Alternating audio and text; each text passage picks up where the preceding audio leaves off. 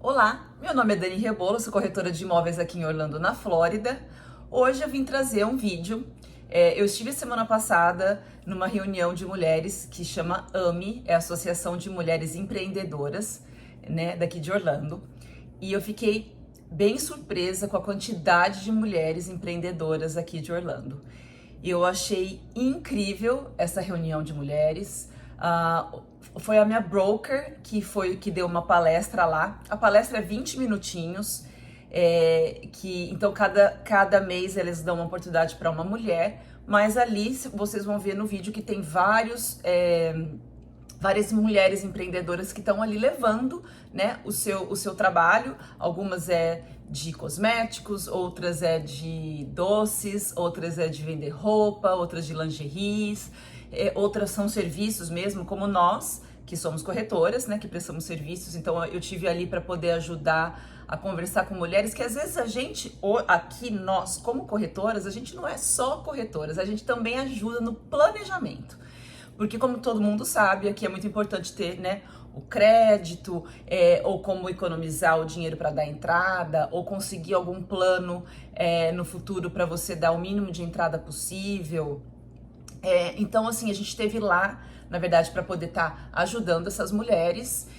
A gente fez no final um sorteio de uma televisão, onde o Júlio Silva, que é o nosso, ele ajuda muito na parte do financiamento, ele também nos ajudou com a televisão. Então foi a Rosana, nossa broker, e o Júlio Silva. Venho aqui também agradecer a eles por ter ajudado a dar essa televisão.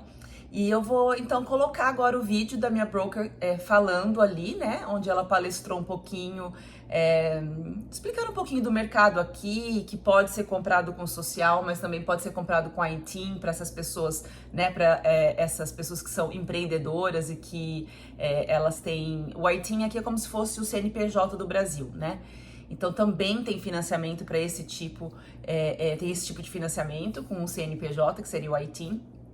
E eu achei muito legal, então eu gravei essa palestra e vou passar aqui para vocês. Eu espero que vocês gostem. Depois, se tiverem qualquer dúvida, deixa aqui a sua mensagem para que a gente possa estar tirando a dúvida de vocês. Muito obrigada. Um trabalho muito legal, meus parabéns para todos vocês. E um profissional de financiamento especializado em imóveis. Então eu queria tirar esse tabu de muitas pessoas que estão aqui.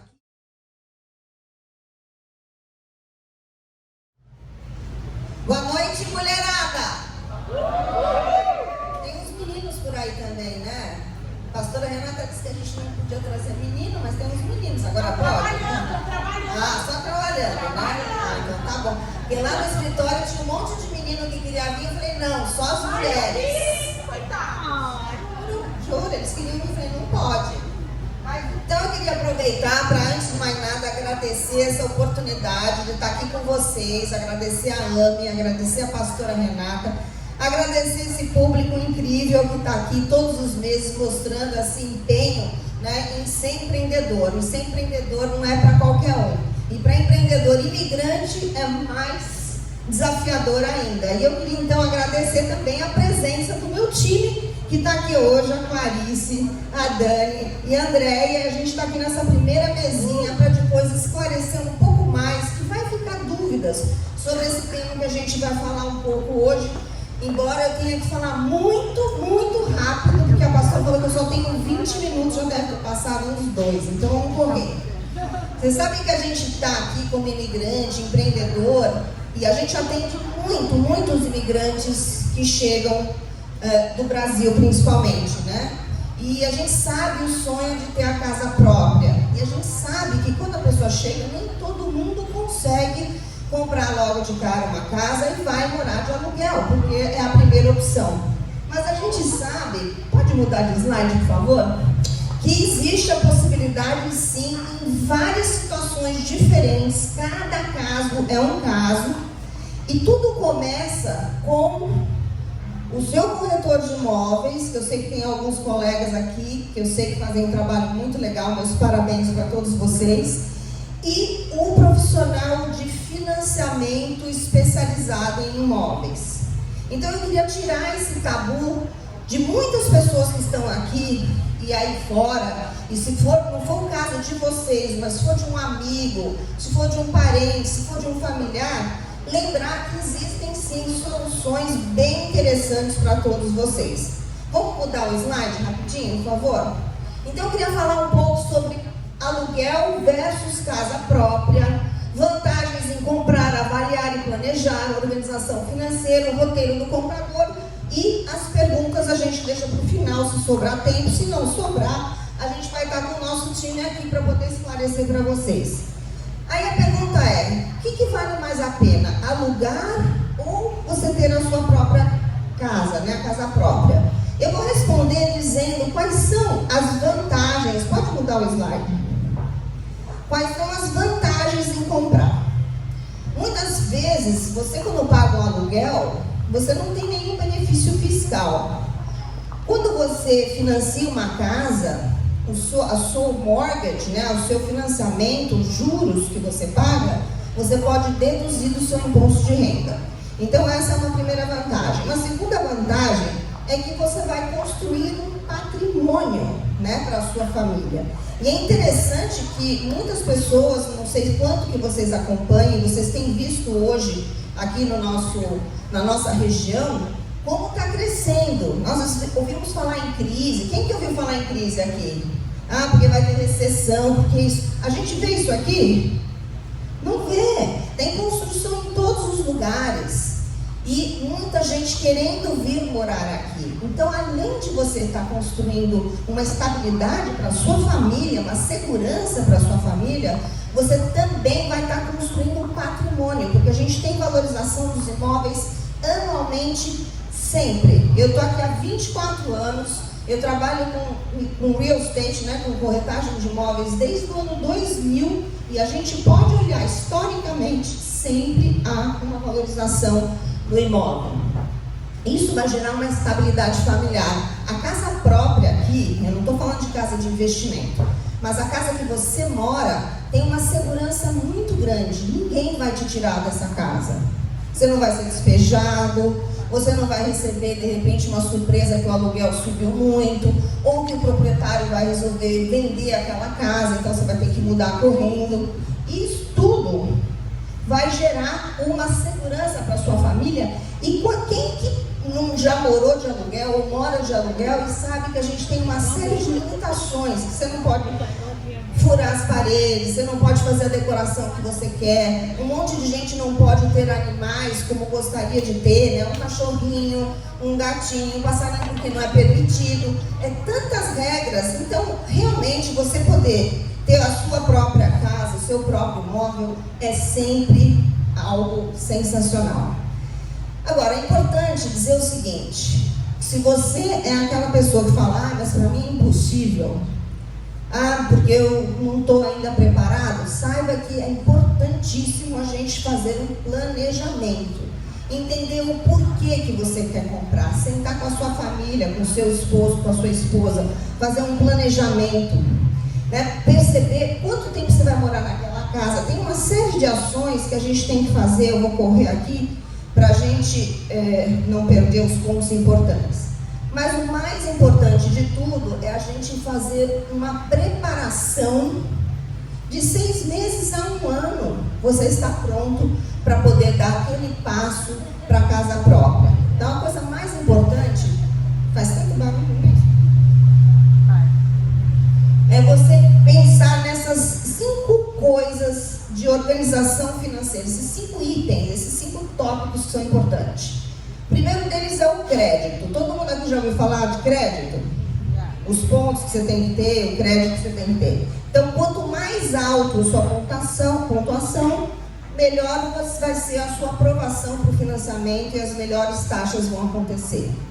A outra coisa muito importante é que o agente financeiro ele vai fazer uma avaliação do seguinte: quanto você ganha por mês e quanto você gasta. Isso é uma outra coisa que ele vai avaliar. Depois ele vai verificar se você tem alguma poupança, algum dinheiro para dar de entrada, que é esse item número 3. E depois ele também vai avaliar a questão da sua estabilidade profissional. Então, uma das coisas importantes para você que está planejando comprar a sua casa é você ter uma atividade constante. Então, um dia você está trabalhando num emprego, depois você está trabalhando em outro emprego, depois em outro emprego, em áreas diferentes. Isso não é visto com bons olhos para quem está fazendo financiamento. O próprio ganho, né? Um ano você ganhou muito dinheiro, o outro ano você diminuiu a sua capacidade financeira, depois você melhorou. Essa instabilidade eles também vão olhar. Então, são coisas que a gente pode, planejando, conversando, se organizando, a gente pode programar para o futuro você poder comprar. Por último, nesse tópico importante também, chama-se debt to income. Eles querem dizer o seguinte: quanto de dívida por mês, né, quando você tem a sua renda, vamos supor, você ganha $2.000 por mês e você tem de dívida. O que é dívida? O que eles consideram dívida? Não é conta de água, não é conta de luz, não é conta de telefone. É, por exemplo, a prestação do carro, eles vão somar. O seguro do carro, eles vão somar. Se você tem um cartão de crédito e esse cartão de crédito tem um limite de $1.000 e você tem que pagar um mínimo por mês, você já está usando $500 daquele cartão e você tem que pagar no mínimo $50 todos os meses, o mínimo do cartão, isso também é somado com a dívida mensal que você tem. Então, se o quanto você deve mensalmente em relação ao que você ganha for um valor menor, as chances de você ser aprovada por uma taxa, né, com incentivo, uma taxa de mercado boa, juros bom, é melhor.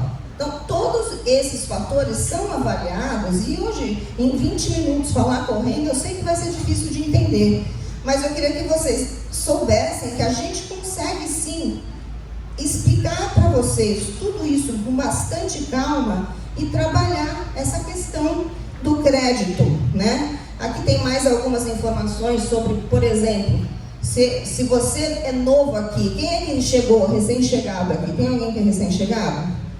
Acabou de chegar, alguns ali atrás. Então, tem muita gente que às vezes já chegou, ainda não tem o green card. Se você tem a gente vai falar logo mais, você também pode fazer financiamento se você tem um IT number. Mas às vezes a pessoa chegou já com green card, eles chegam para a gente no escritório e falam assim: olha, eu tenho um green card já, tal, então eu vou conseguir ser aprovado e vou conseguir um juros melhor. Não, porque o que conta aqui é o tempo que você tem esse crédito, esse histórico de crédito. E eles vão sempre olhar 2 anos.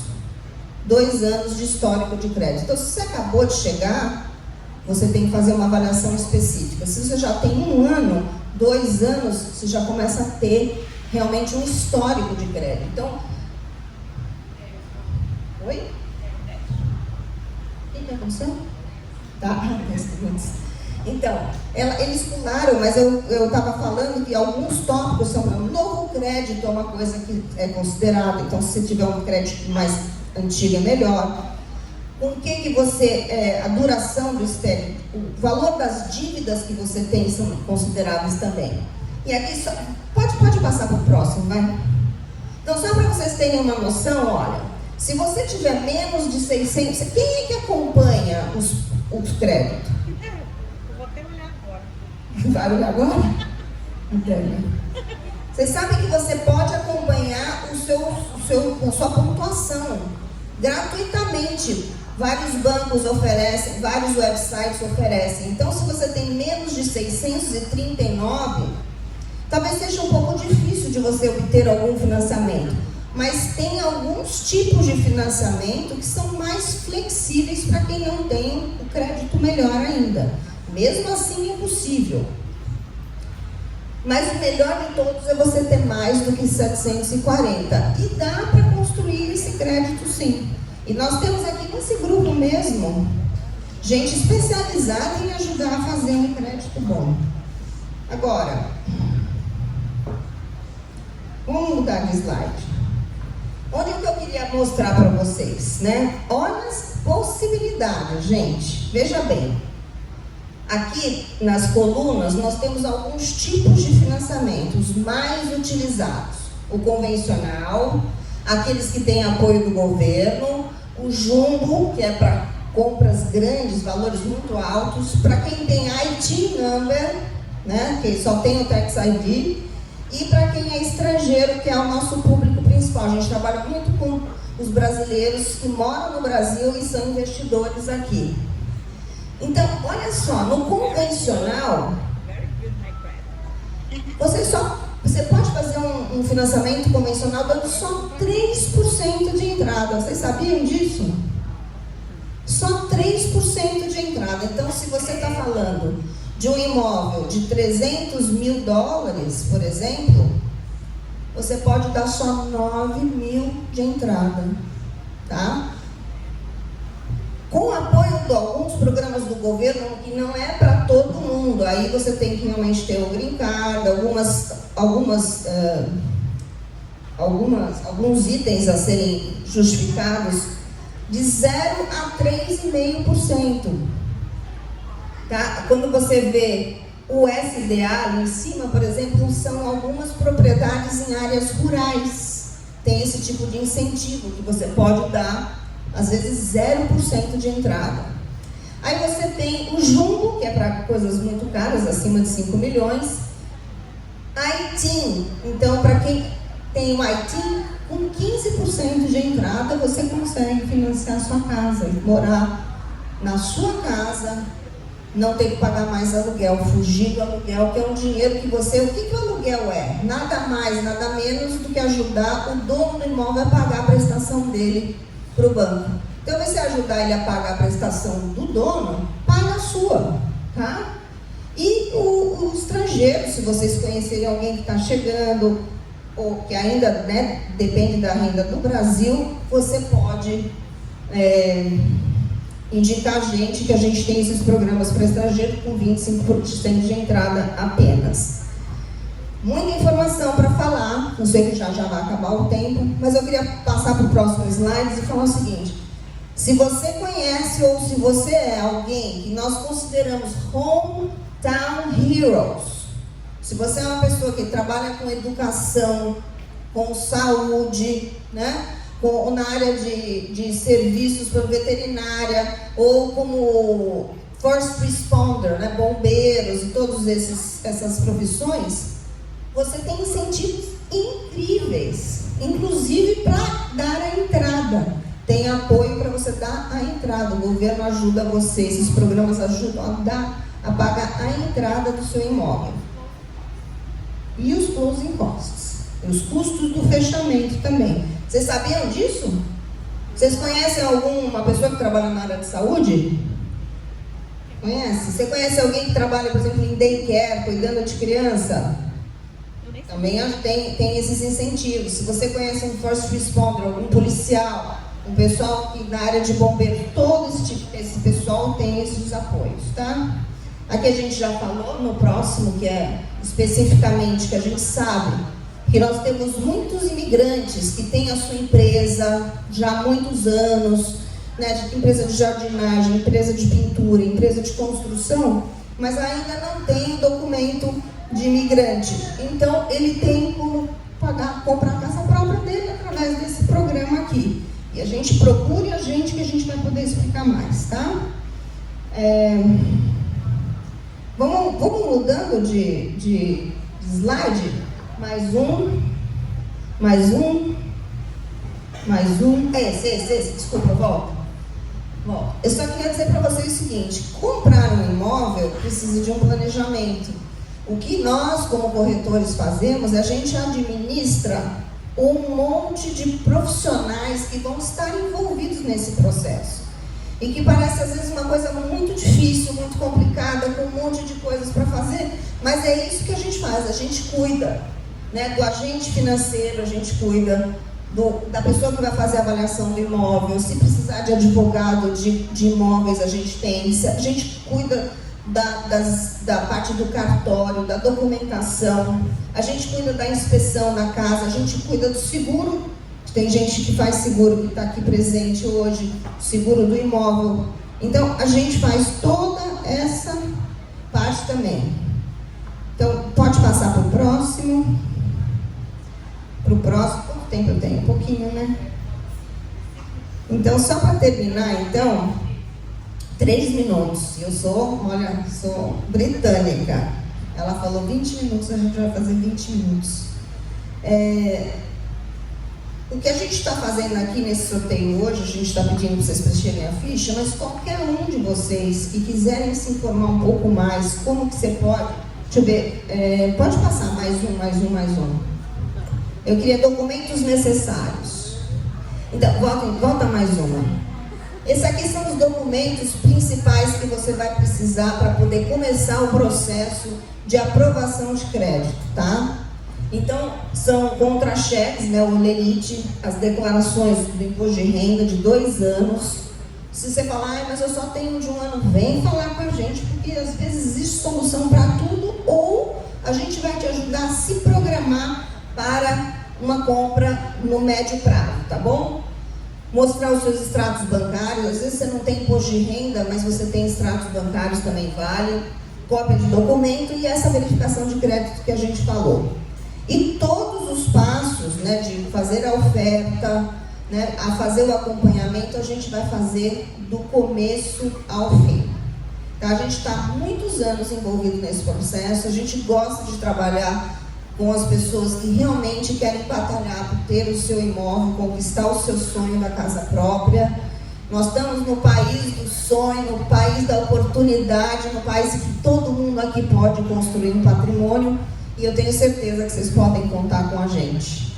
Vou terminar por aqui, porque o tempo acabou e eu sou obediente, mas eu queria dizer que a gente está de coração aberto para realmente pegar vocês na mão e ajudar do comecinho a se planejar para daqui a 6 meses, 1 ano, 1 ano e meio, que a gente quer fazer esse relacionamento com vocês e realizar o sonho da casa própria, tá bom? Muito obrigada.